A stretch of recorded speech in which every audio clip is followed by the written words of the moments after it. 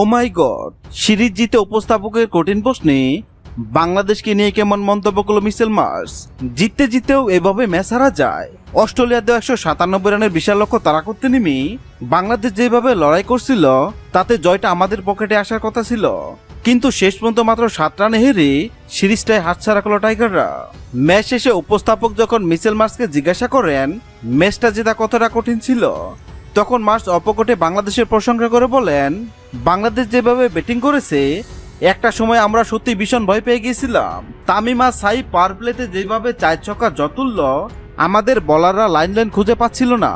এরপর ইমন আর শেষ ওভারে তাওহিদ হৃদয় যেভাবে ম্যাচটা জমিয়ে তুলেছিল, আমাদের জয় পাওয়াটা ভাগ্যের ব্যাপার ছিল। সত্যি বলতে আজ বাংলাদেশ অসাধারণ ব্যাটিং ও বোলিং করেছে। এই উইকেটে 190 রান করা মুখের কথা নয়, ওরা ক্রেডিট পাওয়ার যোগ্য। মার্শের এই মন্তব্য প্রমাণ করে ম্যাচ হারলেও মাঠের লড়াই অস্ট্রেলিয়াকে কাঁপিয়ে দিয়েছে বাংলাদেশ। এই হার হয়তো আমাদের সিরিজে পিছিয়ে দিল, তবে টাইগারদের এমন লকারো মানসিকতা আগামী ম্যাচগুলোতে অবশ্যই বড় জয় এনে দিবে।